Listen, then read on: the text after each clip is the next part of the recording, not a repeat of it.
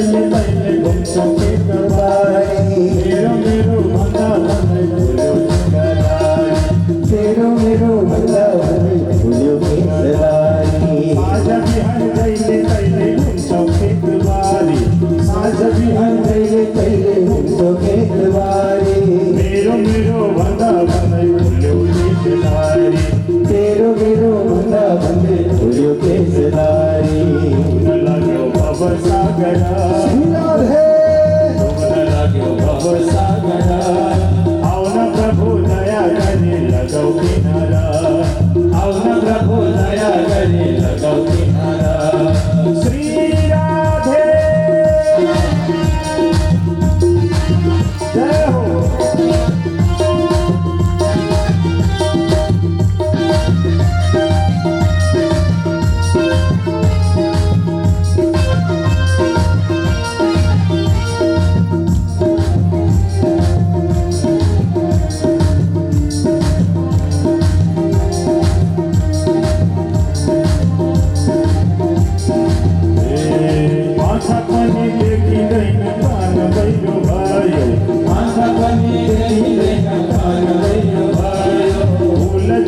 सुंदर जीवन आज कहाँ गयो फूल जस्तो सुंदर जीवन आज कहाँ गयो आँखा पनि देखिँदैन कान भइयो भयो आँखा पनि देखिँदैन कान भइयो भयो फूल जस्तो हाम्रो जीवन आज कहाँ गयो फूल जस्तो हाम्रो जीवन आज कहाँ गयो सिक्यो मलाई माया जानेले हो सिक्यो मलाई माया जानेले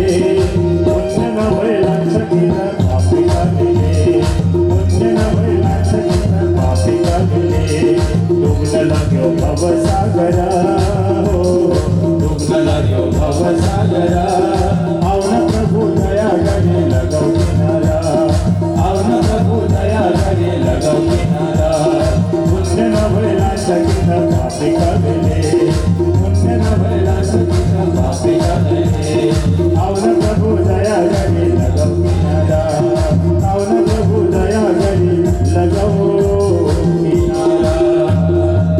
कृष्ण कन्हैया लाल की भागवत भगवान की बांके बिहारी लाल की पुण्य नभई लान्छ कि त पापी कालैले। हामीले बहुत सुन्दर भजन सुन्यौं। आफ्नो जीवनमा घटेको घटना, केस पनि फुल्यो, दाढी पनि फुल्यो, आँखा पनि बन्द भए, यी सबै आफ्ना जीवनमा आफ्नो शरीरमा घट्ने, परिवर्तित हुने, शरीर परिवर्तन हुने खालको यस्तो हुँदैछ भन्ने भजन सुन्यौं। बहुत सुन्दर भजन। हामी महात्म्य अन्तर्गत ज्ञान भक्ति वैराग्य यो श्रीमद् भागवत महापुराणको महात्म्यको पहिलो अध्यायको कथा हो। अहम तो पृथ्वी यातो ज्ञात सर्वोत्तमामिति पुष्करम च प्रयागम च काशीम गोदावरीम तथा हरिक्षेत्रम कुरुक्षेत्रम श्रीरंगम सेतुबंधनम एवमादिषु तीर्थेषु ब्रह्ममाण इतस्ततः।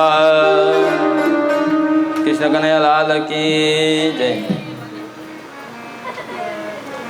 अहम तो पृथ्वी यातम ज्ञातम सर्वोत्तमामिति। यहाँ ब्रह्मा जी का मानसिक पुत्र नारद जी ब्रह्मलोकबाट आफ्ना पिता ब्रह्माजीले सृष्टि गरेको धरती संसार कस्तो रहेछ भनेर दर्शन गर्न आउँदै हुनुहुन्छ। ब्रह्मलोकबाट नारदजी धरतीमा आउँदै हुनुहुन्छ धरतीको गतिविधि देख्नको लागि। धरतीमा पदार्पण भएका उत्पत्ति भएका मनुष्यहरू के गर्दैछन्, कस्तो वस्तुस्थिति छ, कस्तो वातावरण बनेको छ। किनभने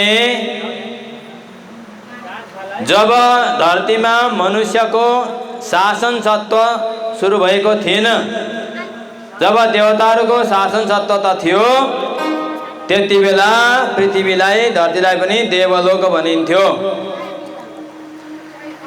र अहिले मनुष्यको गतिविधि मनुष्यको शासन सत्ता चलेको बेला नारदजीलाई धरतीको अवलोकन गर्ने इच्छा जागरण भयो।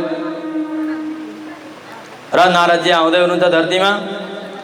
र उहाँ आउँदै हुनुहुन्छ कसरी? पुष्करम च प्रयागम च काशीम गोदावरीम तथा।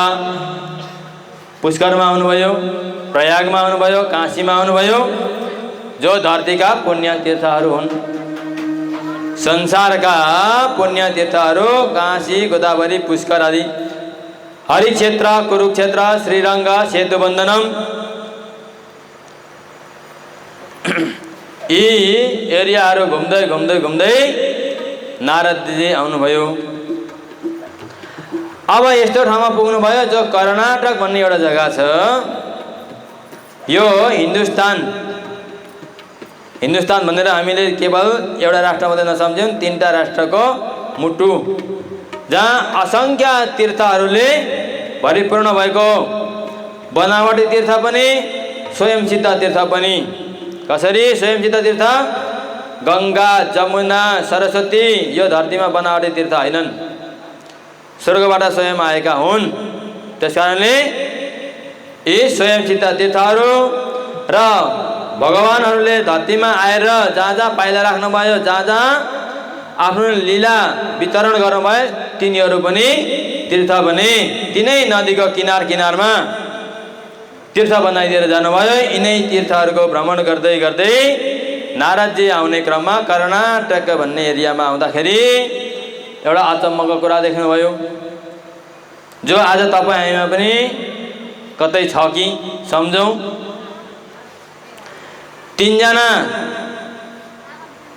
3जना व्यक्ति देख्नुहुन्छ। एकजना महिला युवती अवस्थामा, 2जना पुरुष वृद्ध अवस्थामा। अब नारदजीले घुम्दै घुम्दै आउँदाखेरि ती महिला जो भक्ति नाम छ, यहाँ बालो भनेर नारदजीले सम्बोधन गर्नुभएको छ। ती भक्ति माताले, ती बालाले, ती महिलाले साधु देख्नुहुन्छ र भन्नुहुन्छ, यी भक्ति मातालाई के भएको थियो भने भक्ति आफू तरुणी अवस्थामा थिइन् र ज्ञान र वैराग्य दुई उहाँका पुत्रहरू वृद्ध अवस्थामा थिए। आज कलियुगमा 5 पुस्ता 6 पुस्ता हामी जो छौँ, जो पहिले अगाडिको पुस्तामा जति पनि तागत थियो नि, आज हाम्रो पुस्तामा छैन। कारण के भयो? शक्ति ह्रास हुँदै गयो। विविध कारणले शक्ति ह्रास हुँदै गयो। हाम्रो रहनसहन, आचरण, नियम, आचार, खानपान, बसाइ उठा दवाई, व्यक्तिगत चरित्रमा सन्तुलित नभएको कारणले ह्रास हुँदै गयो। तर यहाँ त्यसरी ह्रास भएको होइन। ज्ञान र वैराग्यको धरतीमा ज्ञान र वैराग्य समाप्त भएको कारणले यी जुन वृद्ध जुन 2 पुरुषहरू थिए, यिनीहरूलाई माध्यम बनाएर आज तपाईँ हाम्रो अगाडि यहाँ ज्ञान फैलाइरहेको छ। यो हामीले बुझ्नु पर्दछ। ज्ञान वैराग्य भक्ति मध्येमा ज्ञान र वैराग्य संसारबाट सकिँदै गएको अवस्था। यो त के हुन्छ भने यहाँ दृष्टान्त मात्र पक्राएको हुन्छ, दृष्टान्तभित्र हामी सिद्धान्तमा जानुपर्दछ। र देख्नुभयो भक्ति माताले नारदजीलाई र भन्नुहुन्छ भालो बाचा, भोभो साधो क्षणम तिष्ठ मच्चिन्तामपि दूरयत्। अब एक सुन्दरी छिन्, 2 पुरुष छन् छेउमा वृद्ध अवस्थामा। उनी एउटा चिन्तित आतुरतामा छिन् र भन्छन्, हे साधु, तपाईँ एकछिन केही क्षणको लागि यहाँ बसिदिनुहोस्, यहाँ ठेरिदिनुहोस्, रहिदिनुहोस्। मेरो चिन्तालाई दूर गरिदिनुहोस्, हटाइदिनुहोस्, यहाँबाट मेरो कष्टलाई हटाइदिनुहोस्।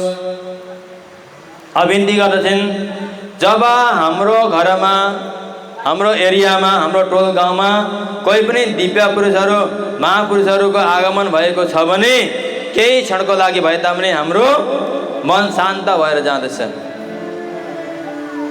साधुको दर्शनले। किनभने दुई चिज धरतीमा चल्दा फिर्दा तीर्थ हुन्छन् है, दुई चिज, एक साधु सन्त, एक नदी। नदी पनि एक ठाउँमा बसिरहँदैनन् र साधु सन्त पनि एक ठाउँमा बसिरहँदैनन्। त्यस कारणले ती नदी टाढा छिन् भनेर हामीले सानो एउटा बोतलमा जर्किनमा घरमा ल्याउँछौँ, जो तीर्थको जल भनेर राख्छौँ र पुण्य कमाउँछौँ। त्यो कुरो थाहा छ नि? हो, कुनै साधु सन्त आउनुभयो यदि भने अहिले हाम्रो समाजमा, हाम्रो जमानामा यो काला पाइलट भएको छ, तर दिव्य पुरुषको चरण धोएर त्यो चरण राख्नु भने हाम्रो जीवन कल्याण। आज भक्ति माताले साधुलाई देखेर मेरो चिन्ता दूर गर्नुहोस् भनेर जब बोलाउँदै हुनुहुन्छ, अब नारदजी हेर्नुहुन्छ, वरिपरि हेर्नुहुन्छ, सुन्दरी छन्, दुई वृद्ध छन्, त्यो के भयो के? अब भक्ति माताले भन्नुहुन्छ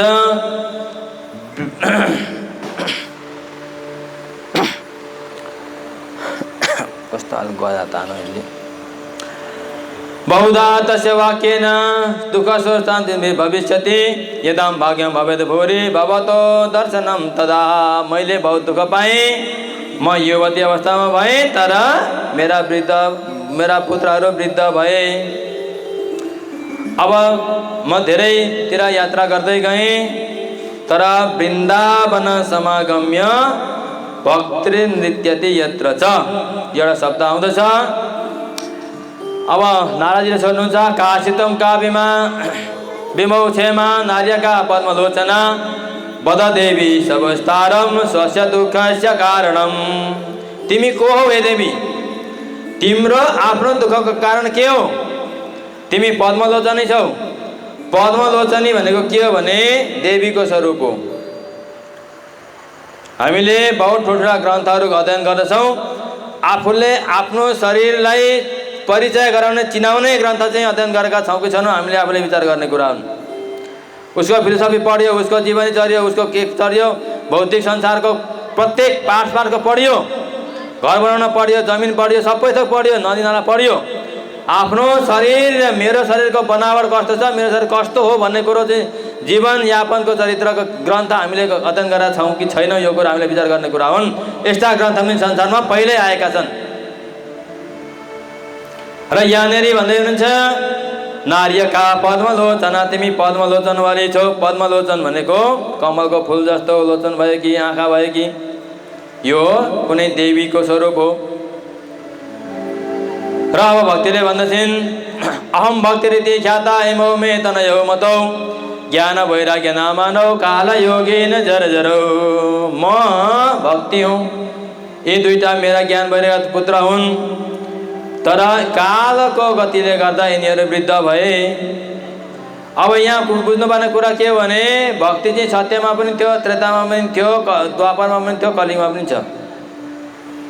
तर मैले अघि भने ज्ञान र वैराग्य चाहिँ कलिमा नभएको कारणले, यो समय आएको कारणले गर्दा यी वृद्ध भएका हुन्। अब नारदजीले विचार गर्नुभयो, यिनीहरू मूर्छित अवस्थामा पनि छन् र वेद पाठ गरेर गराउनु छ। वेद पाठ प्रमोदिनी, गीता पाठ है त, वेद वेदान्त घोषेष्ठ गीता पाठ है प्रमोदिनी। वेद वेदान्तको मन्त्र जप दिनुभयो, आफ्नो कमण्डलुको जल छर्किदिनु भयो, ज्ञान वैराग्य जाग्नेवाला छैनन्। अब गीता पाठ गर्नुभयो बार बार, ज्ञान वैराग्य जाग्नेवाला छैनन्। अब साधुको एउटा प्रमुख धर्म के हुन्छ भने आफ्नो शरणमा आएको जो दुखी छ, दरिद्री छ, जसलाई पीडा छ, दर्द छ, त्यसको दुःख पीडा निवारण गर्ने एउटा प्रमुख धर्म हुँदछ। अब नारदजीलाई चिन्ता भयो भक्तिलाई भन्दा ज्यादा। यी भक्तिको, यी बालको, यी युवतीको चिन्ता मैले कसरी दूर गर्ने भनेर जाँदै हुनुहुन्थ्यो। जाँदै गर्दाखेरि श्रीमद् भागवतको कथा लागिरहेको अब ठाउँमा पुग्नुभयो।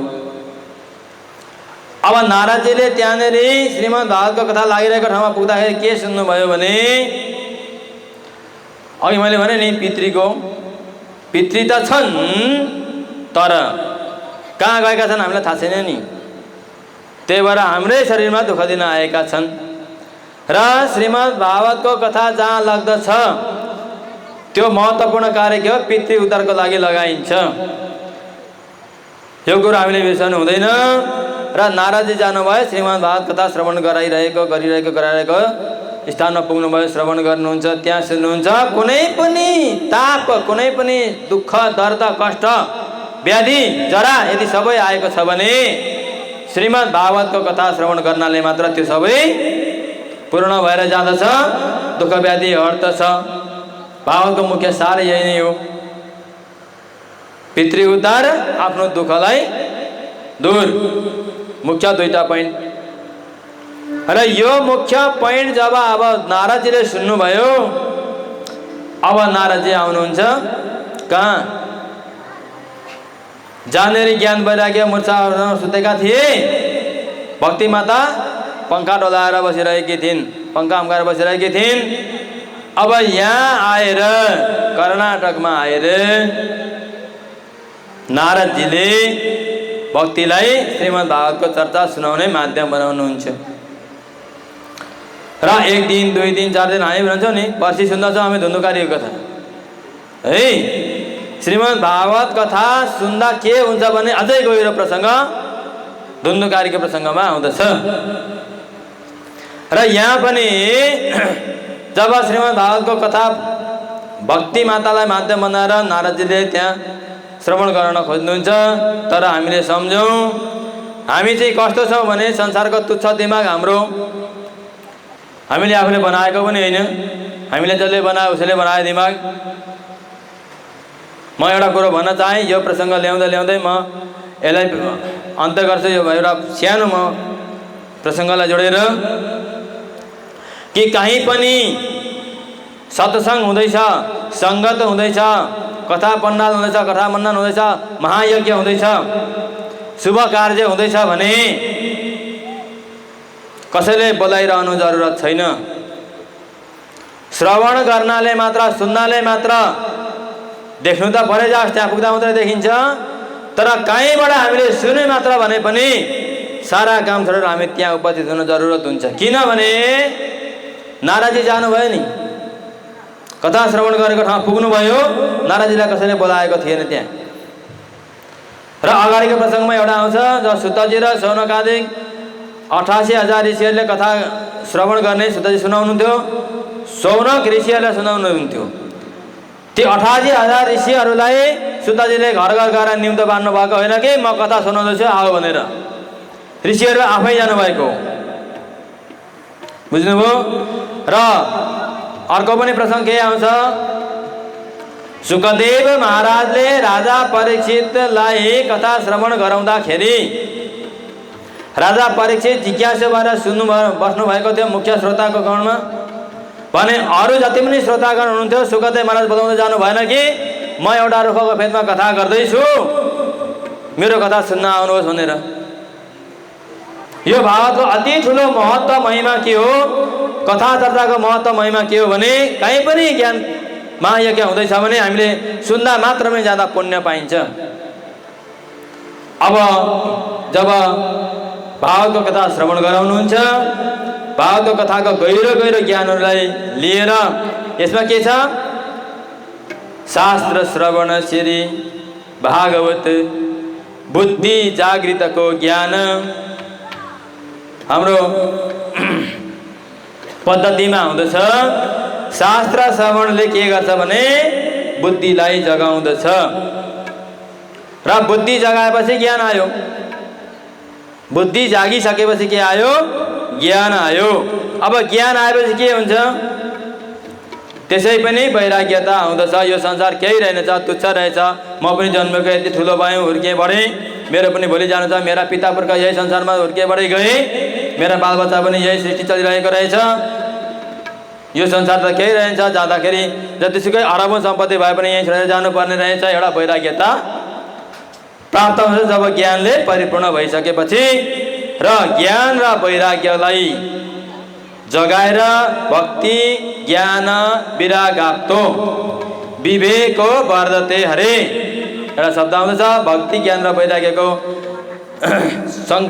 दुःखलाई हटाइदिनु भएको प्रसङ्ग महात्म्यको पहिलो अध्यायमा हामीले श्रवण गर्न पायौँ। भोलिदेखि अझै गहिरा प्रसङ्गहरू हामी श्रवण गर्नेछौँ। अहिलेको प्रसङ्गलाई म यहीँ जय जयकारको साथमा विश्राम दिन चाहन्छु। कृष्ण कन्हैया लाल की जय, सद्गुरु महाराज की जय, भागवत महापुराण की जय। प्रणाम। राजीव महाराज एउटा भजन माइक बनाउँदा राम्रो। वृन्दावन प्रवेश गरिन् तब उनका ती साना शिशु बालकहरू वृद्ध भए र भक्ति कुँवरी यानी तरुणी अवस्थाकी भइन्। हेर्नुहोस् त कस्तो खालको त्यो दृश्य होला। हामी एकचोटि त्यो दृश्यलाई याद गरौँ। आमा तरुणी भर्खरकी हुन् अनि 80 70 वर्षका छोराहरू हुन् अनि तरुणी आमाको काखमा ती वृद्धहरू पुत्रको रूपमा सुत्दाखेरि त्यो नजारा त्यो दृश्य कस्तो होला। उहाँले गुरुजीले भर्खरै यो प्रसङ्गलाई जोड्नु भयो। तर भक्तजन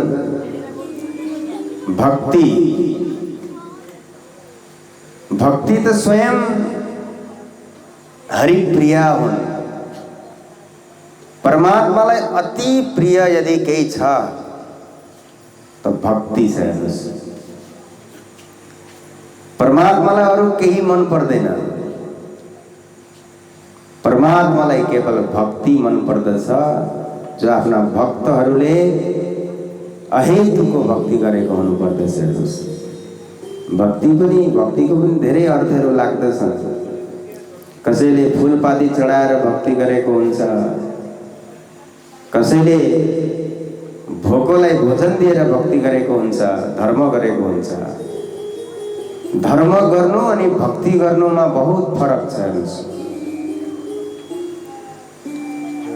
भक्ति भनेको एउटा फल हो, एउटा सिंचित फल हो। जस्तै कि अहिले त सबैको घर घरमा धारो छ नि पानीको। त्यो धारोको पानी थापेर पनि हामी त्यसलाई प्युरिफाई गर्दछौँ नि, त्यसलाई फिल्टर गर्दछौँ अनि त्यो पानी पिउँदछौँ नि। हो त्यस्तै हामीले गरेका कर्महरू, कति कर्म धर्म हुन्छ भने कति कर्महरू पाप पनि हुँदछ। हुन्छ कि हुँदैन भन्नुहोस् त। कति कर्महरू धर्म हुन्छन्, कति कर्महरू भक्तिमा परिणत हुन्छन्, कतिले पाप, कतिमा हिंसा हुन्छ नि।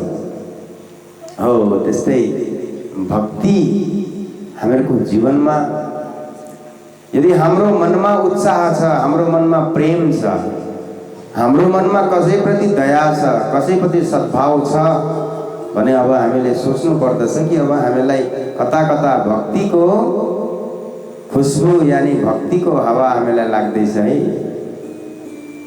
परमात्मालाई सबैभन्दा प्रिय भक्ति छ। जीवनमा भक्ति छ भने हाम्रो मन सत्सङ्गमा लाग्दछ। बिना भक्ति को ज्ञान, हामी धेरै ज्ञानी भयौँ, धेरै पढ्यौँ, धेरै शास्त्रहरू मनन गऱ्यौँ, चिन्तन गऱ्यौँ, हामीले डिग्री गऱ्यौँ, पिएचडी गऱ्यौँ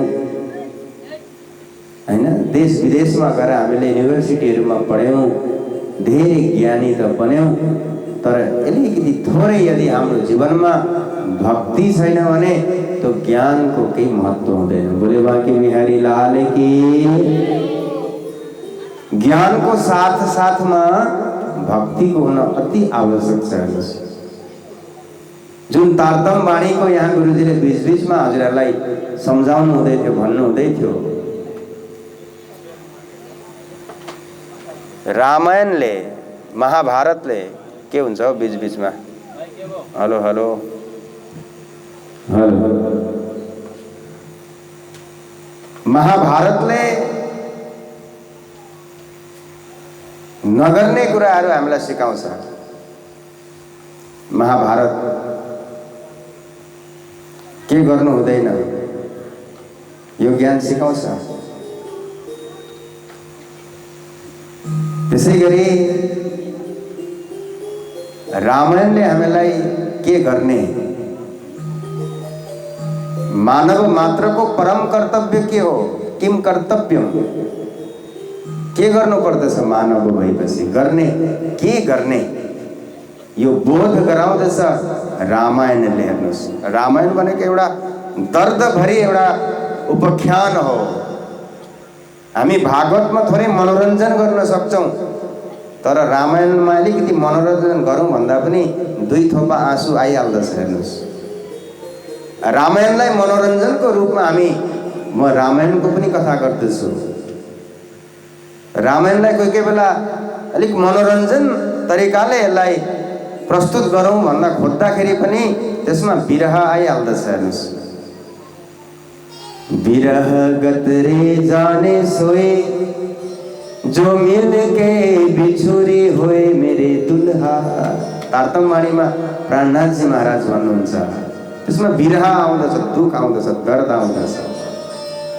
रामायणले हामीलाई प्रेमी बनाउँदछ, के गर्ने कर्तव्य सिकाउँदछ, कर्तव्य परायण बनाउँदछ।